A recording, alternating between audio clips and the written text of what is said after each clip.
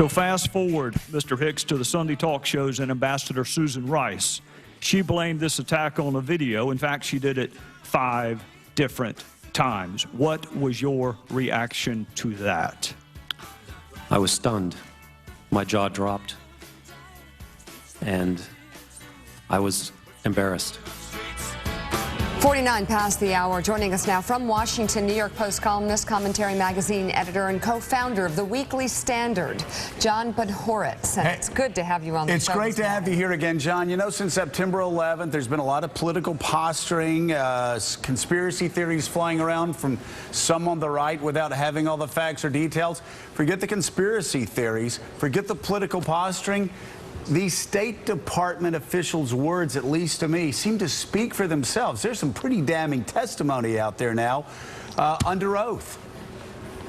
Startlingly damning, I would say. I've never quite seen testimony like the testimony given by Greg Hicks yesterday. It was an account, a moment-by-moment account of the horrors that overtook the Libyan mission in consulate in Benghazi and the embassy in Tripoli, and the level and accretion of detail and his very remarkable ability to lay out exactly what happened and how in the course of the entire day and night and morning no one was under the impression that this was anything but a terrorist, pre-planned terrorist assault.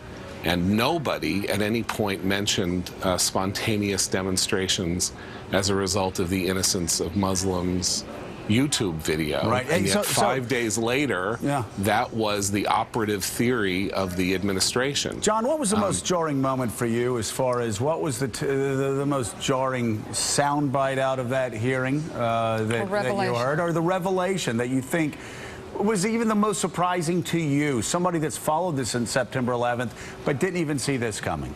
The most surprising, there were 2 things, both of them having to do with the terrorist group Ansar al-Sharia in Libya, the al-Qaeda affiliate. One was Greg Hicks saying that when they heard that, that when they heard that Ambassador Stevens had been taken to a hospital, they panicked because they knew that the hospital to which he had been taken was an Ansar al-Sharia stronghold, and that they wanted to get him out of there.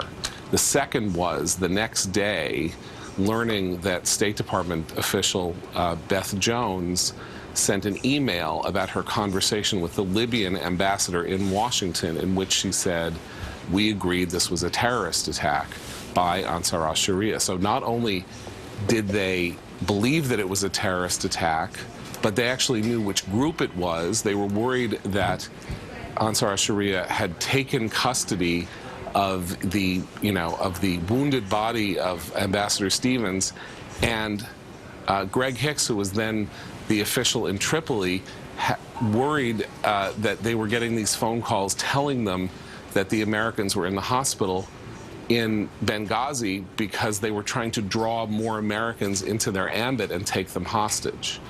So what is striking about all this is not that there was a monstrously confusing horror show on September 11th, nor that, political decisions and tactical decisions were being made about how much firepower to bring to bear to save the 4 Americans who eventually did die, but that there was a decision made afterwards to scrub the facts.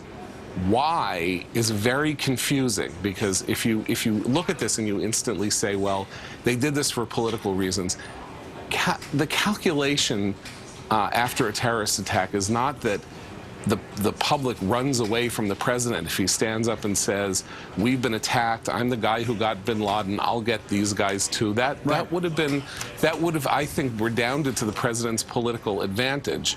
Maybe the White House didn't believe that. Maybe the State Department didn't believe that. I don't really know, but it seems like Donna, an incredible cock-up. Donna, you're agreeing with this. I mean, if they had come out and just said it was a terrorist attack, and we're going to go, turned it into, I don't want to say positive. I got Osama bin Laden. I'm going to get these guys By the too. way, Avoided. the American people will forgive. There is a vast universe, moments of incompetency and moments of lax.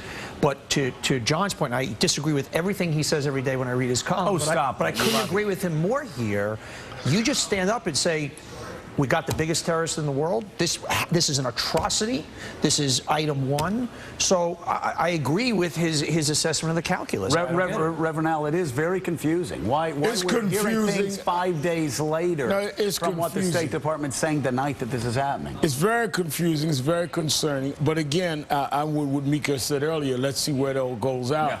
Yeah. And, you know, I've disagreed with John all my life. He's disagreed with me. But I have to say John is right. We've got to see what's here. But I'm not convinced yet that there's there yet. John, All right. John, Disturbed. very disturbing facts on the ground, very disturbing facts yesterday, and most disturbing for you this morning. Both Al Sharpton and Donnie Deutsch agree with That's you. not a good No, Well, I wait, would wait. say that John harmonic Podhoretz. convergence has happened and the singularity has taken place. There you go. Here comes Judgment Day, everybody. Oh, no.